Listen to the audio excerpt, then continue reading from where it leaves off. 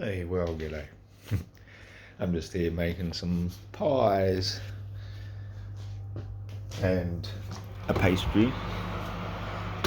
But, I'm just cooking, and while I'm cooking here, I'm listening to Crow 777, and he's got an interesting guest on from Australia.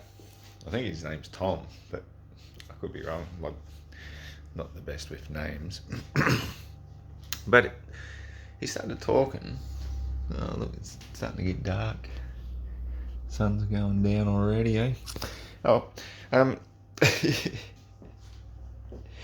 so he's talking about tone of words, and something just resonated with me, so I thought I'd just quickly mention it, because he talked about how language conveys a particular, it conveys thoughts. So the thoughts in my head are only coming into yours because I'm able to speak through words. And words obviously are sounds, and something about that resonated with me because he mentioned in particular about birds, and it just reminded me of the butcher birds around here. We call them butcher birds. It's probably not the kindest name to give them, but they are masters of the air. They are able to take out insects with absolute precision. They're beautiful to watch, and they have a beautiful sound. And so over the years, I've been listening to them, and I talk to them when I'm out on the road. I'm standing on the side of the road if I stop, go back, and sometimes there's not much else to do, so I just start whistling to the birds.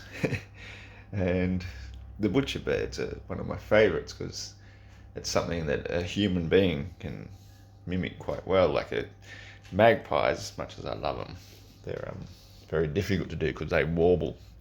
I don't have the ability to warble. I don't have the ability to do the kookaburra, the type of sound. But the butcher birds are very interesting because they have this, they have an annual song, or call, I guess you'd call it, and it changes from year to year. Much like they say the whales also change their whale song from year to year. So the butcher birds used to have this one from way back when I first remembered it, like 10 years ago or so ago. It says,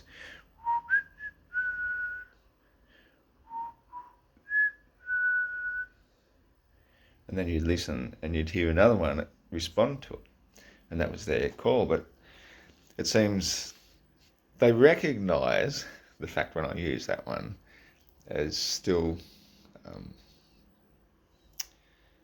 the ability to speak with them. But the current one at the moment sort of goes more like,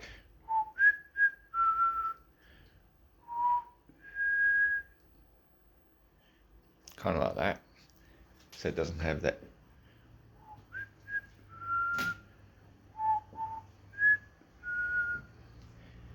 sort of tone. It's been refined, and then just hangs in the air like that, and then you hear one go in the distance. They're sort of talking to one another. So it's just something that I thought I'd mention because I love listening to the sounds of nature, and when you're tuned into nature,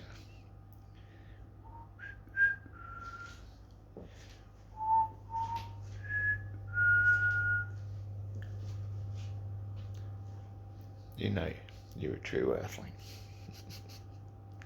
Cheers.